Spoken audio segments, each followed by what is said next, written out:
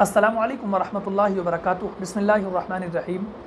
آپ نے یہ بات ایک مرتبہ نہیں بلکہ سینکڑوں مرتبہ سنی ہوگی کہ عزت اور ذلت کا مالک اللہ ہے، اور حقیقت بھی یہی ہے کہ اللہ جس کو توفیق دے وہ نیک عمل کرے، اللہ جس کو توفیق نہ دے وہ نیک عمل نہ کرے۔ اللہ جس کو اپنے گھر یعنی خانہ کعبہ بلا لے وہ جائے، اور جس کو نہ بلائے وہ نہ جائے۔ یہی بات لیبیا کے ایک واقعے نے 100% ثابت کر دی ہے۔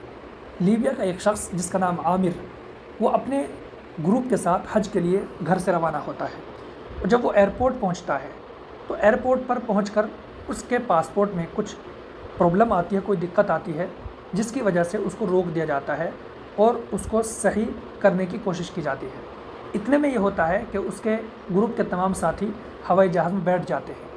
ہوائی جہاز کے اڑنے کا ٹائم ہو جاتا ہے، لیکن اس کے پاسپورٹ کی پرابلم کلیئر نہیں ہوتی، ہوائی جہاز چلا جاتا ہے۔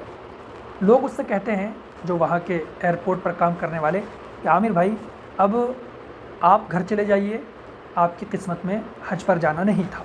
اس نے کہا کہ میں گھر سے حج کے ارادے سے نکلا ہوں، انشاءاللہ میں حج کے لیے جاؤں گا۔ ابھی یہ بات چل ہی رہی تھی، تھوڑی دیر کے بعد یہ ہوتا ہے کہ ہوائی جہاز میں کوئی پرابلم آتی ہے، ٹیکنیکل دقت آ جاتی ہے، جس کی وجہ سے ہوائی جہاز کو دوبارہ اسی ایئرپورٹ پر لینڈ کیا جاتا ہے۔ پھر عامر کہتا ہے کہ اب تو میرے پاسپورٹ کی دقت ختم ہو گئی ہے، جو آپ کو چیک کرنا تھا، دیکھنا تھا، وہ ہو چکا ہے، اب آپ مجھے جانے دیجئے۔ لیکن ہوائی جہاز کے دروازے نہیں کھولے جاتے ہیں، اور ہوائی جہاز کی جو دقت تھی وہ ختم ہوتی ہے، وہ پوری ہوتی ہے، ہوائی جہاز کو اڑا دیا جاتا ہے۔ عامر پھر رہ جاتے ہیں۔ لوگ ان سے کہتے ہیں کہ آپ کی قسمت میں حج کرنا نہیں ہے شاید، اس لیے آپ چلے جائیے گا، اگلے سال آ جائیے گا۔ عامر کہتے ہیں کہ نہیں، میں گھر سے حج کے ارادے سے نکلا ہوں، میں حج کرنے جاؤں گا انشاءاللہ۔ پھر یہ ہوتا ہے کہ تھوڑی دیر کے بعد پھر ہوائی جہاز کے اندر ٹیکنیکل پرابلم ہو جاتی ہے، ہوائی جہاز کو مجبوراً ایمرجنسی میں پھر سے اسی ایئرپورٹ پر لینڈ کیا جاتا ہے۔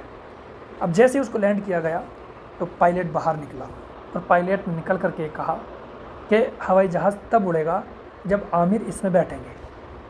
عامر کو اس میں بٹھایا گیا، ہوائی جہاز کو پھر اڑایا گیا۔ دیکھیے گا کتنی بڑی بات ہے، اور کس طریقے سے یہ بات صحیح ثابت ہوئی ہے کہ جب اللہ کسی کو بلائے تو کوئی نہیں روک سکتا۔